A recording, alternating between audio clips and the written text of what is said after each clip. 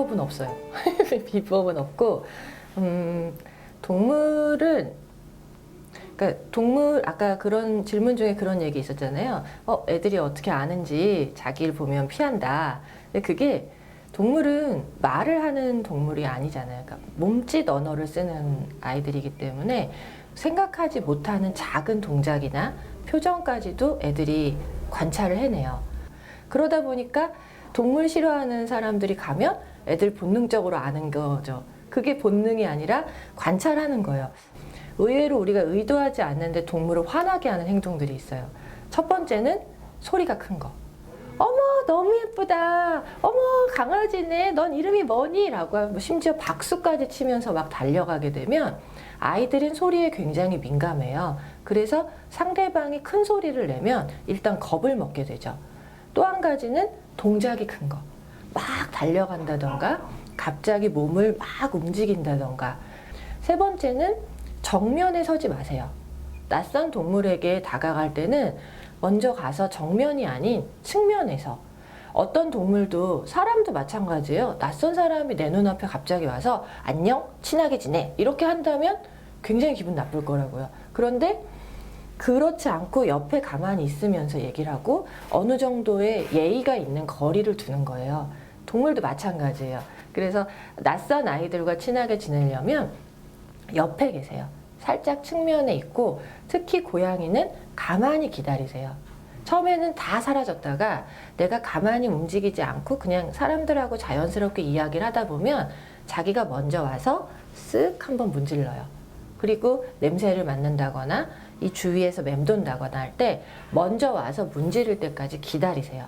그러니까 아이들을 친하게 되려면 기다리는 게 제일 중요해요. 기다리고 눈이 마주치면 시선을 살짝 피하고, 대신 충분히 호의 있게 갑자기 획 돌리는 게 아니라 이렇게 하면서 눈을 피한다던가, 내가 너를 해칠 의사가 없다라는 충분한 호의적인 모습을 보여주는 거예요. 그게 고양이 눈키스예요. 그런 식으로 기다려 주시면 한 30분, 뭐 길게는 1시간 안에 와서 이렇게 인사를 하게 돼요.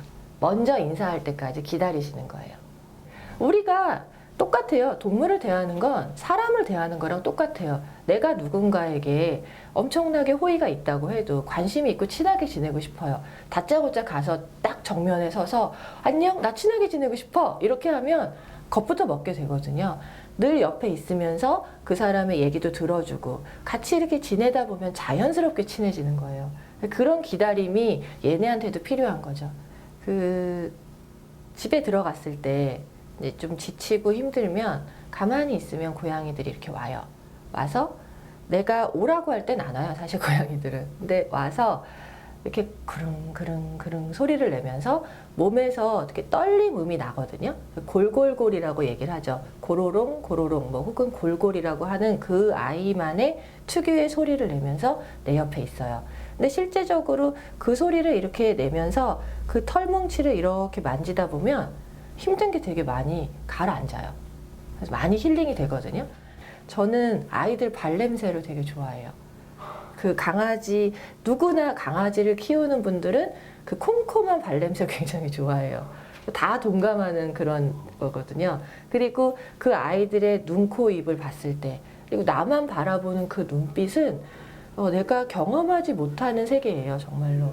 그리고 내가 말로 하지 않는데 걔네들이 와서 몸을 여기에 따뜻하게 이렇게 기대고, 그 다음에 내가 힘들 때 여기 와서 아무 말 없이 그냥 와서 있고, 그런 것들이 누구랑, 어떤 편안한 친구랑 대화를 해도 풀릴 수 없는 그런 힐링인 것 같아요.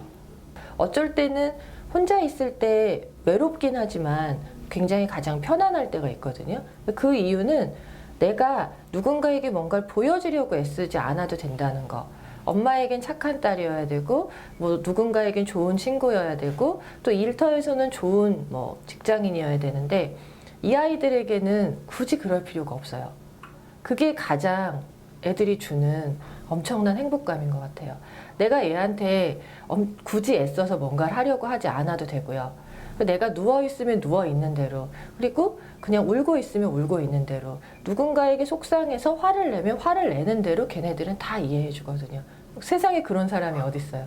우리는 이 아이를 돌봐준다고 생각하지만 시간이 지나면서 이 아이들이 우리를 돌봐주는 그런 마음이 많이 들어요. 그게 애들한테서 얻는 절대적인 믿음에 대한 행복감? 그게 최고인 것 같아요. 사람과 동물이 살아간다는 건 다른 존재를 만나는 행복감과 나를 알아가는 그런 성장의 시간인 것 같아요. 저는 우리가 학교나 직장에서 배우지 못하는 것들을 얘네들을 통해서 배우는 것 같아요. 그리고 그것도 아주 행복하고 되게 부드럽고 따뜻하게. 누가 이렇게 가르쳐 주지 않아도 내가 스스로 체득할 수 있는 그런 되게 따뜻한 기회인 것 같아요. 진짜 애쓰지 않으셨으면 좋겠어요. 내가 너와 잘 지내보려고 해. 이렇게 애쓰지 않고 그냥 기다려주고 아이와 계속해서 좋은 마음이라는 걸 그냥 몸으로 표현하다 보면 그런 마음을 가지다 보면 동작 하나도 부드러워지게 되거든요.